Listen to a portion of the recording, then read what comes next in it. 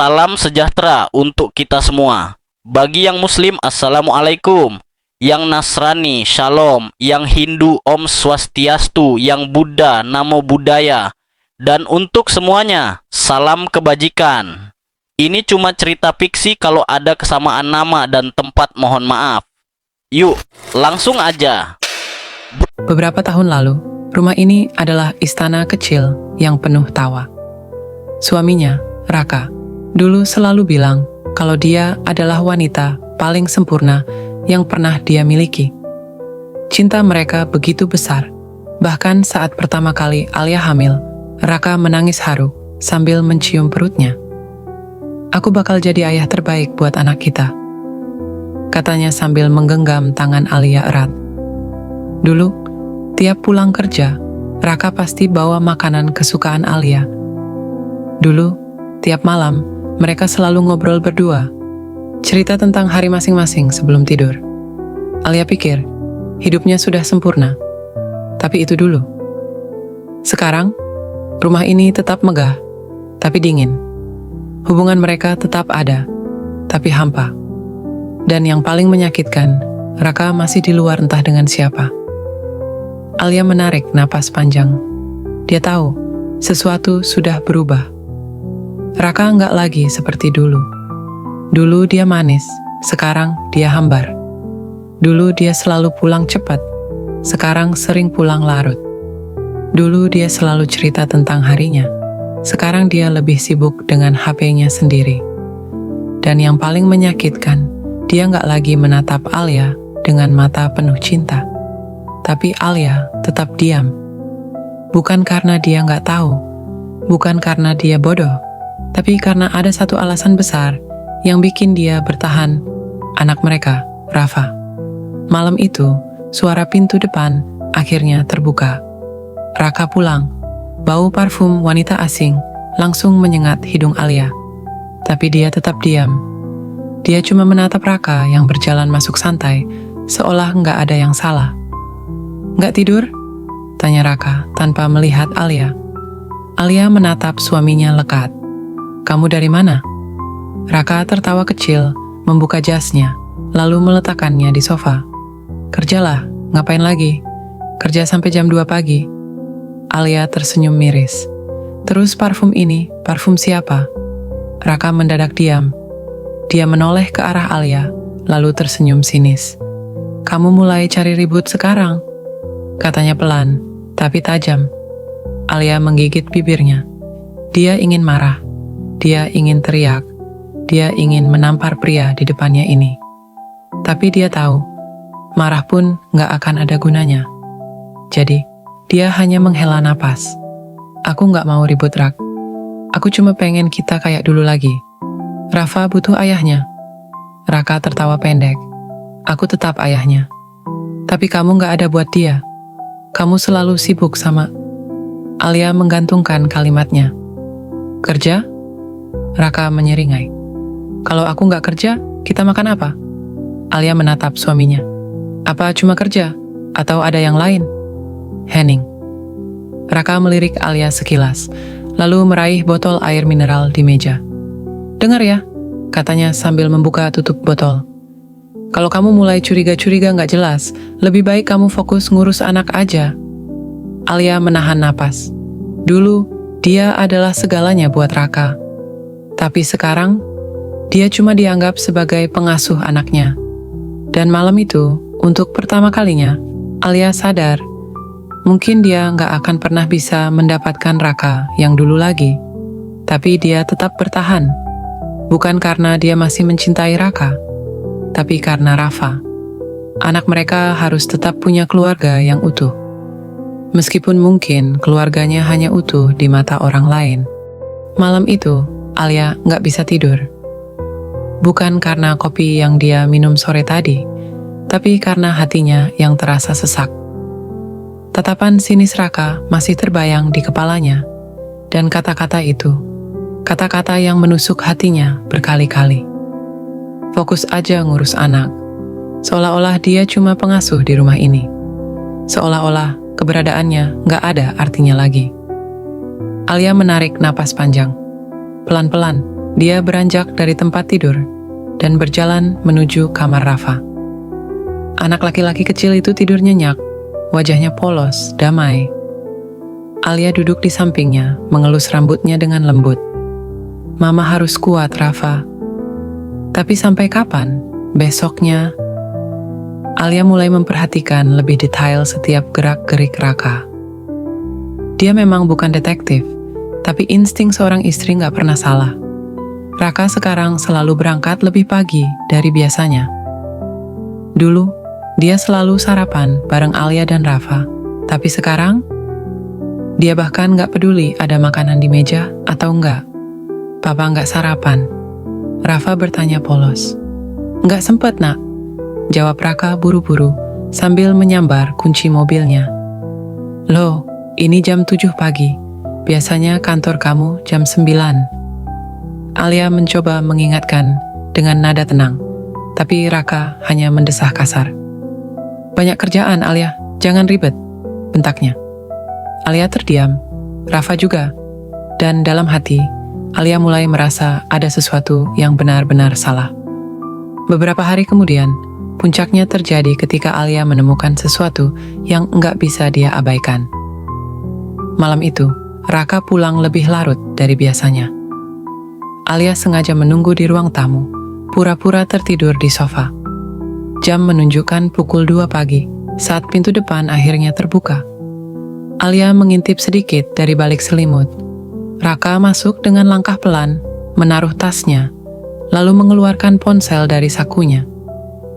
Dia terlihat mengetik sesuatu, lalu senyum itu, senyum kecil di wajahnya. Bukan senyum yang pernah dia tunjukkan ke Alia belakangan ini, tapi senyum yang penuh kehangatan.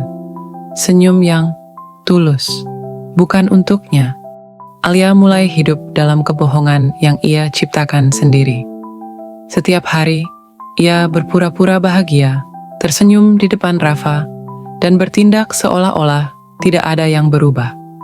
Tapi di dalam hatinya, ia hancur. Sejak malam itu, ia tahu bahwa suaminya bukan lagi miliknya. Raka sudah berbagi hati dengan wanita lain. Tapi apa yang bisa ia lakukan? Jika ia marah, jika ia meledak dan pergi, maka Rafa yang akan kehilangan sosok ayahnya. Dan itu adalah hal yang paling ia takutkan. Pagi hari di meja makan, Alia menyiapkan sarapan seperti biasa. Raka duduk di meja makan, memainkan ponselnya tanpa peduli. Rafa duduk di sebelahnya, menggoyang-goyangkan kakinya sambil menyuap roti ke mulutnya. Papa, hari ini Rafa ada pentas di sekolah. Rafa jadi singa di drama anak-anak, kata Rafa semangat. Alia langsung tersenyum. Iya, Pak. Rafa udah latihan lama buat ini. Kamu harus datang ya. Raka menoleh sekilas. Hah? Hari ini? Iya, sore ini, jawab Alia pelan, berharap Raka nggak punya alasan untuk menolak.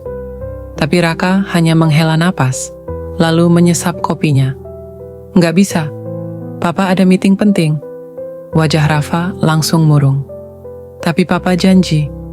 Raka meletakkan cangkirnya dengan sedikit kasar. Papa kerja, nak. Kamu mau makan enak, kan? Mau mainan baru? Papa harus kerja buat itu. Rafa terdiam, menggigit bibirnya. Alia melihat mata anaknya mulai berkaca-kaca. Alia menarik napas dalam menahan amarahnya. Rafa nggak butuh mainan, Rak. Dia butuh kamu. Raka mendelik ke arah Alia. Jangan mulai, Alia. Alia mengepalkan tangannya di bawah meja. Demi anaknya, dia memilih diam lagi. Raka berdiri, mengambil jasnya, lalu melangkah keluar tanpa kata perpisahan. Begitu suara pintu tertutup, Rafa menoleh ke Alia. Kenapa Papa selalu sibuk, Ma? Suaranya lirih. Alia merasakan hatinya diremas. Ia menarik Rafa ke dalam pelukannya, mengelus rambut anaknya dengan lembut. Papa sayang Rafa, nak, katanya pelan. Bahkan ia sendiri tidak yakin dengan ucapannya. Beberapa hari kemudian, Alia mulai menyadari bahwa Raka tidak lagi berusaha menyembunyikan perselingkuhannya. Suatu malam, Alia terbangun dari tidurnya dan mendapati tempat tidur di sebelahnya kosong. Ia melirik jam 2 pagi. Hatinya sudah tahu jawabannya. Tapi tetap saja ia bangkit dan berjalan keluar kamar. Di ruang tamu, ia melihat Raka duduk di sofa, tertawa kecil sambil menempelkan ponsel ke telinganya. "Kamu lucu banget sih, sayang," katanya dengan nada yang begitu lembut, begitu mesra. Nada yang sudah lama tidak pernah ia gunakan untuk berbicara dengan Alia. Alia berdiri di balik tembok, tubuhnya membeku. "Besok aku jemput kamu, ya? Aku udah kangen banget." Raka tertawa lagi. Darah Alia berdesir. Ia ingin masuk ke sana, merebut ponsel itu, dan berteriak di wajah Raka. Tapi kakinya terasa berat. Lalu tiba-tiba, suara kecil terdengar dari belakangnya. "Mama?" Alia tersentak dan berbalik. Rafa berdiri di pintu kamarnya, matanya masih mengantuk. "Kok Mama di sini?" tanyanya polos. Alia segera berjongkok, meraih tangan Rafa. "Rafa haus ya? Mama bikinin susu, yuk." Rafa mengangguk pelan, tapi sebelum mereka pergi, Alia mendengar suara Raka lagi. "Iya, aku sayang kamu." Seketika tangan Alia mengepal, dan Rafa mendongak, matanya polos menatap Alia. "Papa ngobrol sama siapa, Ma?" Alia terdiam. Bagaimana ia harus menjawab? Ia tahu, jika ia mengatakan yang sebenarnya, Rafa akan terluka. Jika ia bilang papa ngobrol sama tante lain, dunia Rafa akan runtuh.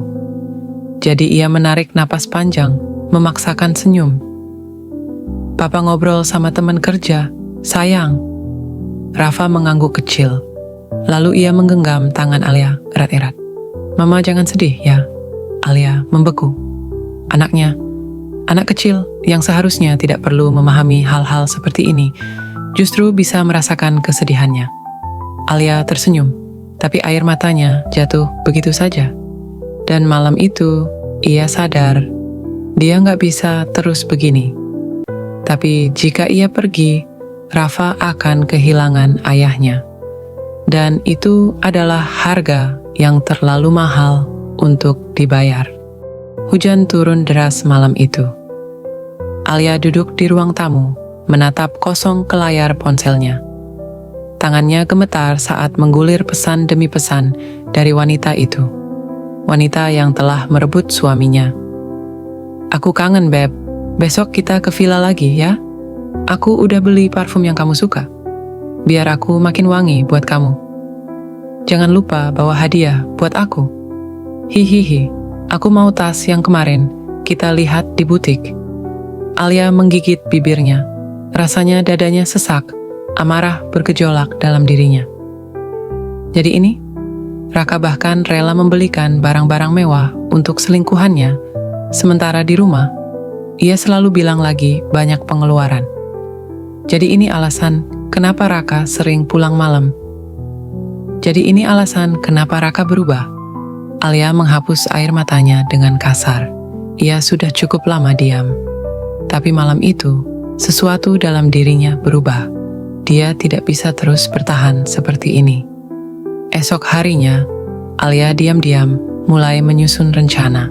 Ia tahu, jika ia ingin bertahan, ia tidak bisa hanya menangis dan berharap Raka berubah.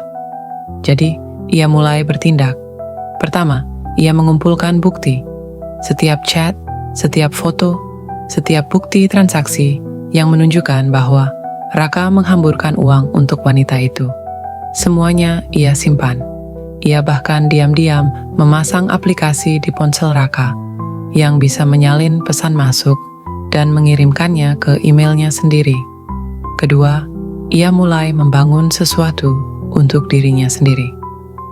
Selama ini, Alia hanya mengandalkan uang dari Raka. Tapi kini, ia sadar bahwa ia tidak bisa terus bergantung pada pria yang sudah tidak peduli dengannya. Jadi, ia mulai berjualan online. Ia memanfaatkan waktunya di rumah untuk membuka bisnis kecil-kecilan, menjual pakaian bayi dan perlengkapan anak. Setiap malam, ketika Rafa sudah tidur, ia bekerja diam-diam, membangun sesuatu yang bisa memberinya kebebasan. Ia tahu ini tidak mudah, tapi ia tidak akan selamanya terjebak di dalam rumah ini sebagai wanita yang hanya bisa menangis. Dia harus kuat untuk dirinya sendiri, untuk Rafa. Sampai akhirnya Raka membuat kesalahan besar. Suatu malam, Alia baru saja menidurkan Rafa ketika ia mendengar suara mobil berhenti di depan rumah. Ia melirik jam di dinding, pukul 11 malam. Ia menghela napas. Sudah biasa, Raka pulang telat lagi. Tapi ketika ia melihat keluar jendela, sesuatu membuatnya terpaku. Di dalam mobil, ada seorang wanita. Wanita itu tersenyum menggoda Raka sebelum akhirnya turun dari mobil dan berjalan ke arah gerbang. Dan yang lebih mengejutkan, Raka menatapnya dengan penuh kasih sayang, tatapan yang dulu hanya untuk Alia. Saat wanita itu pergi, Raka masuk ke rumah dengan santai, seolah tidak ada yang salah. Alia berdiri di tengah ruang tamu, menatap suaminya dengan dingin. "Dari mana?" tanyanya pelan. Raka mendesah, melempar jasnya ke sofa. "Kerja, Alia. Aku capek, jangan mulai." Alia melipat tangannya di dada. "Kerja? Sama wanita yang tadi ada di mobil kamu?" Raka terdiam sejenak, lalu ia tertawa kecil. "Kamu ngintipin aku?" Alia menggigit bibirnya, menahan air mata yang hampir jatuh. "Aku istrimu, Raka. Aku berhak tahu." Raka berjalan mendekatinya, menatapnya tajam. "Kalau kamu gak suka, silakan pergi." Alia membelalak. "Apa? Dari dulu kamu ribet banget, Alia." Raka mencibir. "Kamu pikir aku betah di rumah sama istri yang kerjanya cuma curiga, cemburu, ngeluh? Aku butuh kebahagiaan juga." Alia terdiam. Jadi, ini yang sebenarnya Raka rasakan? Dia yang bertahan mati-matian demi keluarga ini, demi Rafa. Dan sekarang Raka malah menyuruhnya pergi? Napas Alia tercekat. Dadanya sakit, lebih sakit dari sebelumnya. Tapi kali ini bukan karena patah hati, melainkan karena kemarahannya yang sudah sampai di puncak. Ia menatap Raka, matanya sudah tidak lagi berisi kesedihan. Hanya ada kebencian dan tekad. "Baik," kata Alia akhirnya. Suaranya dingin. "Aku akan pergi." Raka tersenyum puas. "Bagus." Tapi sebelum Raka sempat melangkah pergi, Alia menambahkan satu kalimat yang membuatnya terhenti. "Tapi anak kita ikut aku." Dan untuk pertama kalinya, Raka terlihat terguncang. Malam itu, Alia tidak bisa tidur. Ia duduk di samping tempat tidur Rafa, mengelus rambut anaknya yang terlelap. Keputusannya sudah bulat. Ia harus pergi. Bukan lagi untuk dirinya sendiri, tapi untuk Rafa. Jika ia terus bertahan, anaknya akan tumbuh dalam rumah yang penuh kebohongan dan pertengkaran. Rafa mungkin masih kecil, tapi ia bukan bodoh. Ia tahu ada yang salah. Alia menghapus air matanya. Ia harus kuat. Tapi satu hal yang masih menghantuinya, apakah Raka akan membiarkan ia pergi begitu saja? Pagi itu, suasana di meja makan terasa lebih dingin dari biasanya. Alia sudah menyiapkan sarapan seperti biasa, tapi kali ini tidak ada lagi obrolan basa-basi. Tidak ada lagi usaha untuk berpura-pura. Rafa menggigit rotinya pelan, menatap papa dan mamanya yang duduk dalam diam. Sementara itu, Raka sibuk memainkan ponselnya. Alia tahu ia sedang chat dengan wanita itu. Dulu, hal itu akan membuatnya menangis. Tapi sekarang, ia hanya merasa muak. Setelah beberapa menit dalam keheningan, Alia akhirnya berbicara. "Aku mau bicara," katanya tegas. Raka menoleh, menatapnya datar. "Tentang apa?" Alia menatapnya lurus. "Aku mau pergi." Raka terdiam sejenak. Lalu, ia tertawa kecil. Akhirnya sadar juga, Alia tidak menanggapi ejekannya. "Aku akan pergi, dan aku akan bawa Rafa." Suasana langsung berubah.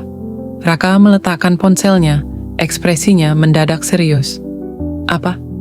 Aku nggak mau Rafa tumbuh di rumah yang penuh kebohongan ini." Aku nggak mau dia melihat ayahnya membawa perempuan lain, sementara ibunya pura-pura tidak tahu. Aku mau dia bahagia. Rafa mengangkat kepalanya, menatap mereka dengan bingung. Mama, kita mau kemana? Alia tersenyum lembut, mencoba menahan air matanya. Mama dan Rafa akan pindah ke tempat baru. Tempat yang lebih baik. Alia terdiam. Ia menahan napas, menunggu jawaban dari Raka. Tapi Raka hanya tertawa sinis. Dengar Alia, kalau kamu mau pergi, silakan. Tapi Rafa tetap di sini. Alia membelalak. Apa maksudmu? Dia anak gue juga. Raka bersandar di kursinya. Gue gak bakal biarin lo bawa dia. Dada Alia langsung sesak. Ia sudah menduga ini akan terjadi, tapi tetap saja mendengarnya langsung dari mulut Raka membuatnya gemetar. Tapi Rafa butuh aku. Suaranya mulai bergetar. Raka menyeringai. Lo pikir dia gak butuh gua? Selama ini, lo bahkan gak peduli sama dia. Lo gak pernah datang ke acaranya. Lo selalu sibuk sama perempuan itu. Lo bahkan gak pernah tanya gimana hari-harinya. Suara Alia meninggi. Rafa menggenggam tangannya. Mama, Alia langsung tersadar. Ia menarik napas panjang, mencoba menenangkan diri. Rafa tidak seharusnya melihat pertengkaran ini. Tapi Raka justru semakin menjadi. Dengar Alia, katanya dengan nada penuh kemenangan. Lo gak punya uang, gak punya kerjaan tetap, gak punya tempat tinggal. Lo pikir bisa ambil Rafa begitu aja? Gua bakal kasih lo pilihan. Alia menatapnya dengan penuh kebencian. Kalau lo pergi sendiri, gua bakal kasih lo uang. Lo bisa hidup enak. Tapi kalau lo maksa bawa Rafa, gua bakal lawan lo habis-habisan. Gua punya koneksi, gua bisa bikin lo kehilangan hak asuh. Jantung Alia mencelos. Ia tahu Raka punya pengaruh. Ia tahu betapa liciknya pria itu. Tapi ia juga tahu satu hal, ia tidak akan pernah meninggalkan anaknya. Malam itu, Alia menangis di dalam kamarnya. Ia merasa terjebak. Raka benar. Jika ia pergi sekarang tanpa rencana, ia bisa kehilangan Rafa. Tapi jika ia tetap bertahan, Rafa akan tumbuh dengan melihat ibunya menderita setiap hari. Ia menggenggam ponselnya erat-erat. Lalu, tiba-tiba, sebuah ide muncul di kepalanya. Ia tidak bisa melawan Raka secara langsung, tapi ia bisa mengalahkannya dengan cara lain. Dan untuk pertama kalinya sejak lama, Alia merasa ada harapan. Pertarungan ini belum selesai. Jam 11 malam, Alia duduk di tepi ranjang, menatap Rafa yang sudah terlelap dalam tidurnya. Anak kecil itu sama sekali tidak tahu bahwa hidupnya akan berubah sebentar lagi. Alia menghela napas panjang, lalu membuka ponselnya. Jemarinya gemetar saat ia mengetik pesan. Aku butuh bantuan, bisa ketemu besok? Ia menatap layar dengan cemas, menunggu balasan. Tidak sampai semenit, ponselnya bergetar. Tentu, aku akan bantu kamu sebisa mungkin. Alia menggigit bibirnya. Ada sedikit rasa takut, tapi juga harapan. Ia sudah tidak punya pilihan lain. Keesokan harinya Alia duduk di sebuah kafe kecil, menunggu seseorang. Ia meremas jari-jarinya di bawah meja. Jantungnya berdebar kencang. Lalu, seorang wanita masuk dan menghampirinya. Sari. Alia langsung berdiri. Sari tersenyum lembut. Alia, kamu baik-baik aja? Alia menggeleng. Aku gak punya banyak waktu. Aku harus keluar dari rumah itu. Aku harus bawa Rafa. Sari mengangguk, ekspresinya berubah serius. Aku ngerti. Aku udah siapin beberapa hal buat kamu. Ia menyerahkan sebuah amplop. Apa ini? Tanya Alia, membuka isinya. Alamat tempat tinggal sementara, nomor pengacara yang bisa bantu kamu, dan beberapa uang buat bekal awal. Aku tahu kamu udah mulai usaha sendiri, tapi ini buat jaga-jaga. Alia menatapnya dengan mata berkaca-kaca. Terima kasih, Sari. Aku nggak tahu harus gimana kalau nggak ada kamu. Sari menggenggam tangannya. Kamu nggak sendirian, Alia. Kamu kuat. Kamu bisa keluar dari ini. Alia mengangguk. Hatinya dipenuhi tekad baru.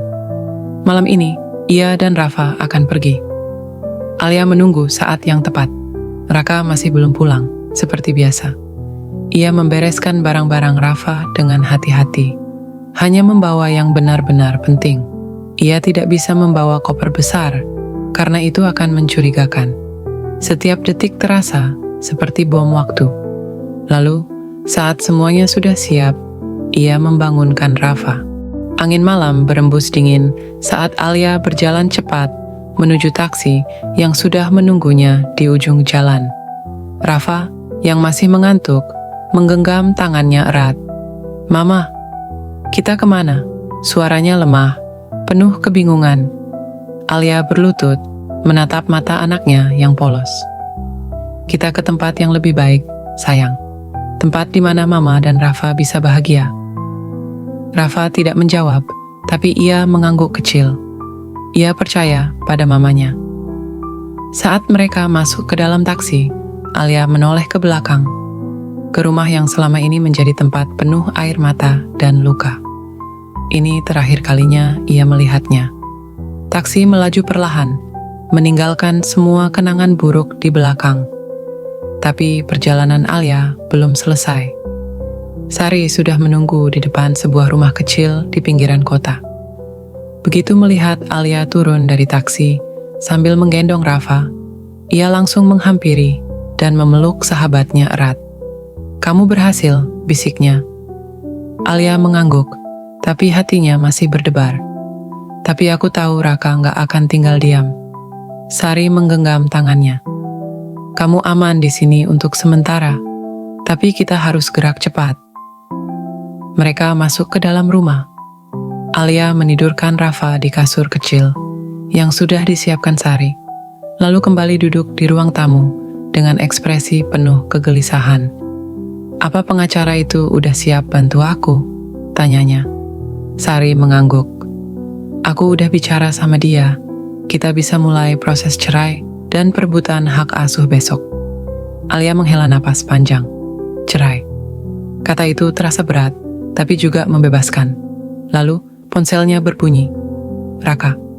Jantungnya berdegup kencang. Ia ragu sejenak, tapi akhirnya ia mengangkatnya. Alia. Suara Raka terdengar dingin. Lo pikir lo bisa kabur? Alia menggenggam ponselnya erat. Aku nggak kabur, Raka. Aku pergi karena aku berhak buat bahagia. Terdengar suara tawa sinis dari seberang telepon. Lo pikir ini selesai? Gue bakal ambil Rafa balik. Lo nggak akan bisa jauh dari gue, Alia.